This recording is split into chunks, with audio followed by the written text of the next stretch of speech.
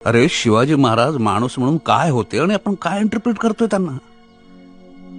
ते तलवारीने लढाई करायचे, घोड्यावर बसायचे एवढंच दिसतं फक्त तुम्हाला. पण त्यांच्यातला एक तरी गुण आपल्यात आहे का? आपण आत्मसात केलाय का? असा कधीतरी विचार आला मनात? त्या माणसानं कधीही जातपात बघितली नाही आणि त्यांच्याच नावावर त्यांचीच माणसं जातीचं राजकारण करतात.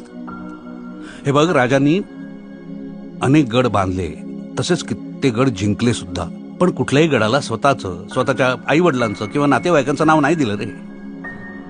आणि तुम्ही फुटकळ कुठली तरी दीड दमडीची मंडळं काढता चौकात चौकात आणि त्याला आपल्या बापजात्यांची नावं देता. अरे 3-3 जयंत्या एकाच माणसाच्या, आणि परत त्याच्यातून स्पर्धा, कोणाचा शिवाजी मोठा. वा, फक्त शिवरायांची मूर्ती घरात आणून महाराज आपले होत नाहीत रे. ते कुठल्याही फोटोत मूर्तीत महाराज आहेत असं नाही. इथे ते आपल्या इथे असायला हवेत.